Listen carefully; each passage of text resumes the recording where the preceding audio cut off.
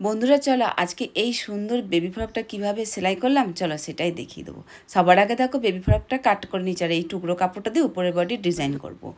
এবার আমাদের পেছনে হুক পট্টির জন্য সবার প্রথমে 3.5 ইঞ্চি চওড়া আর 5 ইঞ্চি লম্বা একটা পট্টি কাট করে নিতে হবে। বক্স মতন করে কাটিং করে নেবো। কাটিং করে নেওয়ার পর দেখো পেছনের পাটটা এইভাবে বসিয়ে নেবো। বসিয়ে নিয়ে ভি শেপে একটা লাইন ড্র করেছি, সেই অনুযায়ী সেলাই করব। সেই অনুযায়ী সেলাই করার পর আমরা মাঝ বরাবর কিন্তু আবার একটা কাটিং করে নেবো। এই যে একদম কোণ অবধি কাট করতে হবে। তারপর ছোটো পট্টিটা এইভাবে ফোল্ড করে ভেতর দিকে ঢুকে যাবে। চওড়া পট্টিটা একদিকে ফোল্ড, আবার তার উপর চাপ করে বাইরের দিকে হুক বসানোর জন্য, হুকের ঘর বসানোর জন্য বাইরের দিকে মুখ করে সেলাইটা করতে হবে। আর যে ছোটো পট্টিটা আমি আগে ফোল্ড করে ভেতরে ঢুকে দিয়েছিলাম সেটা একটা চাপ সেলাই দিয়ে নিতে হবে। এবার এটার উপর এটা একটা বসিয়ে এখানে একটা বক্স মতন সেলাই লক করে নিতে হবে। হয়ে গেছে আমাদের পট্টি বসানো। এবার আমাদের বডিগুলোতে টেকেন দিয়ে নিতে হবে। সামন পেছন দু পাটি আমাদের টেকন দিয়ে রেডি করে নিতে হবে।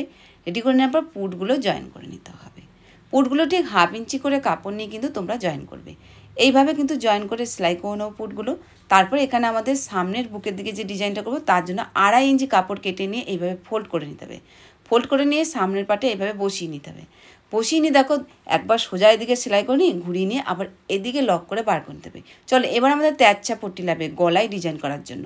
তেরছা পট্টি কাট করে নিয়ে প্রত্যেকটা জয়েন করে নিয়েছি। এবার আমরা পট্টিগুলো উল্টো দিক করে বসাবো। বসানোর সময় 1/2 ইঞ্চি বাড়তি রেখে আমাদের বসাতে হবে। ঠিক 1/2 ইঞ্চি বাড়তি রেখে দেখো আমরা গোল করে ঘুরিয়ে এরকম বসিয়ে নেবো, প্রত্যেকটা গোল করে ঘুরিয়ে। তো বসানো দেখো বন্ধুরা হয়ে গেল। যে 1/2 ইঞ্চি বাড়তি রেখেছিলাম সেটা ভেতর দিকে ঢুকিয়ে তারপর এক ফোল্ড, তারপর দেখো তার উপর আবার চাপ দিয়ে এরকম আরেকটি ফোল্ড করে নেবো।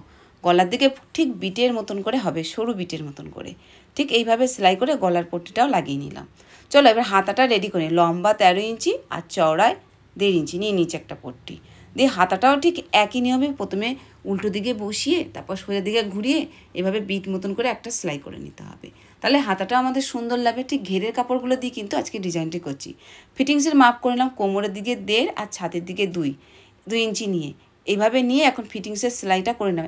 এখন বডিটা একদিকের ফিটিংসের সেলাই করে নেব। করে নেওয়ার পর এবার বডিটা খুলে নেব। এবার ঘেরের কাপড়টা আছে 18 ইঞ্চি বড়, 4 ভাঁজ ছিল, তাহলে 72 ইঞ্চি লম্বা।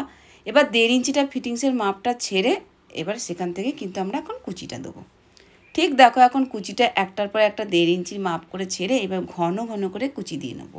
খুব সুন্দর কিন্তু বেশি বেশি করে কুচিটা দিতে হবে, তবেই আমাদের বেবি ফ্রকটা দেখতে সুন্দর লাগবে। তোমরা কিন্তু অবশ্যই ফুল ভিডিওটা দেখবে। দেখো ফাইনালি কুচিটা দেখো দেওয়া হয়ে গেছে বেবি ফ্রকে। চলো এবার এদিকের ফিটিংসটা একই নিয়মে করে নেবো। ছাতির দিকে 2 ইঞ্চি আর কোমরের দিকে 1.5 ইঞ্চি নিয়ে একটা লাইন ড্র করে নিয়েছি। দেখো সেই অনুযায়ী এখন একটি সেলাই করে নেবো।